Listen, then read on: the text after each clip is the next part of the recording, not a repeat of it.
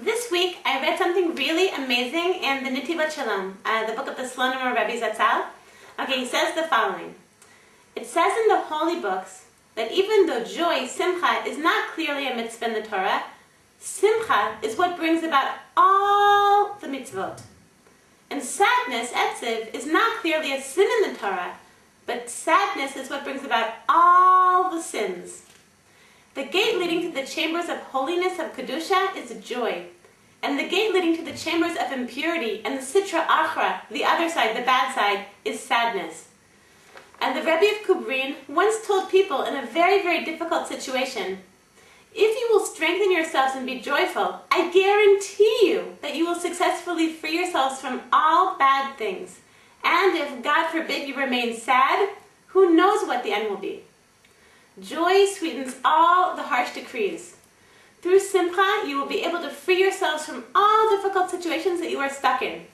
And your joy will bring you out to wholeness and goodness. Okay, end of the quotation. So this sounds like very, very nice. Okay, like we've heard it many times before, the importance of being besimcha, the importance of being joyful. But I know from personal experience, it's really, really much easier said than done. You know, like as mothers, you know, we have so many responsibilities on us, you know, with the house and with our kids and with cooking and cleaning and, you know, some people working and like we have so many responsibilities on us. Like how can we, and so many stresses and so many difficulties and things go wrong, and so it's so difficult. It's so difficult to, I think especially as mothers, to maintain this very, very high constant level of simcha, of feeling good and feeling happy. So how do we do it? Okay, so I want to tell you something that I once heard from the Amshinover Rebbe Shlita about 2 years ago. I went through like a period, like a very sort of quite a down period in my life. My son was 2.5 years old, and I was really, really hoping to have another child. But I wasn't getting pregnant, and I wasn't getting pregnant, and I wasn't getting pregnant, and I'd been waiting for about a year to get pregnant.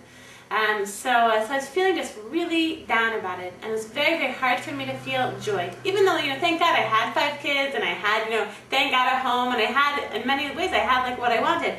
But this desire, like this feeling of lack for this next baby that I wanted, really left me feeling really down.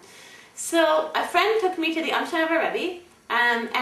So my friend and I, we wrote letters, and my question was, Rebbe, how can I feel happy? Okay, so the Rebbe, through his wife, gave me the response. It's a response which is so obvious and it's so clear and obvious, but for me it felt quite revolutionary. So his response was that I need to do things that make me happy. Okay, so basically, I can't assume that you know, I'm going to be with my kids and I'm cleaning the house and I'm doing what I need to do and that I'll just feel joy, that I'll feel joyful. No, that I need to do things that bring me joy. And he said I need to think of what brings me joy and do it. Okay, so it reminded me I read from Harav Shlomo Aviner of Beit El. Harav Aviner says that for a mother to be happy, it's an ongoing war. It's a battle. But it's this battle figuring out what makes you happy and doing that, and battling for your own happiness through doing things that bring you joy. So I think about a week after I went to the Rebbe, which going to the Rebbe was this amazing, amazing, amazing experience. I made another pep talk about that a few years ago. So about a week later, I was with my kids. I took my younger children, I took them to this sort of performance. It was Sukkot. And so the municipality made this performance, they brought in acrobats and, you know, clowns and funny and comedians and singers and different things, different fun things for the kids to do on Sukkot. So I was with them, and I was sitting with them, and I was reading a little book by Rebbe Nachman. And I think it was called Likutei Eitzot, and in there was talking, so of course I was reading the part, I was still feeling quite glum, and so I was reading the part of the book called Simcha, called the joy section, getting Rabbi Nachman's advice about feeling more joy.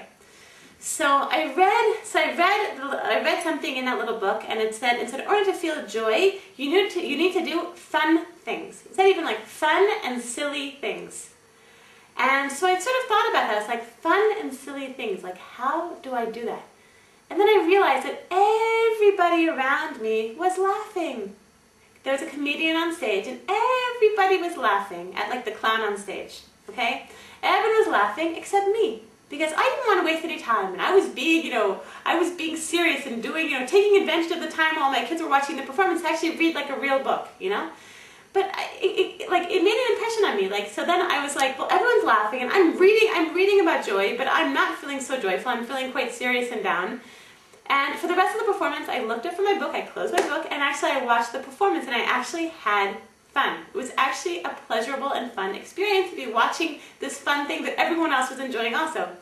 And it just made an impression on me, just like how often, there are opportunities to do fun things all around us, but we don't take advantage of those things because it feels like a waste of time. We have things to do.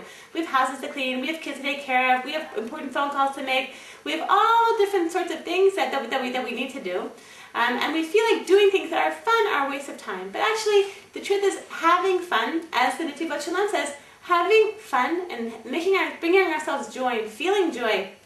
It's the source of all the mitzvot in all the world. If you're not feeling joyful, if you're feeling sad and being serious and getting sort of bogged down by all of our responsibilities and all the pressures and all the everything on our shoulders, getting sad and getting down and letting ourselves fall into that, it's a source of all of the avirot. And being able to get ourselves like doing fun things and doing the things that sort of feel like a waste of time because we have so many important things to do. In fact, really, I think the most important thing to do is taking this time to do things that are fun. And it turned out that between visiting the Amshinaber Rebbe and that sort of Sukkot performance, something very, very nice happened. I actually became pregnant with my daughter, Sophia Batzion. So I felt sort of like that was such an important lesson that I had to learn about, no matter what's actually going on in my life and no matter like what difficulties I'm experiencing, that I had to learn how to make myself happy, okay? So how do you do that? I think probably for many of us, we've sort of forgotten what that means. Like, well, what is fun? Like, I don't even remember what fun is, So what I suggest, I'm going to give you some Ima Pep Talk homework. The Ima Pep Talk homework is to make a list of 5 things you might have to remember from before you were an Ima, okay? 5 things that you enjoy, 5 things that bring you simcha, 5 things that are fun for you, okay? So here's my list of fun things that I enjoy doing. I really love going to bookstores. That's fun for me. I love going to the gym. I love listening to my phone classes by Rabbi Niven and Dina Friedman. I love sitting down and reading on my own with a cup of hot Chico. I love going on walks. I love going on dates with my husband. And I love taking my kids to a playground, like when my friends are there, so I can hang out with my friends and my kids play and I enjoy like the outside air. So Ima, Jewish mom, what is fun for you?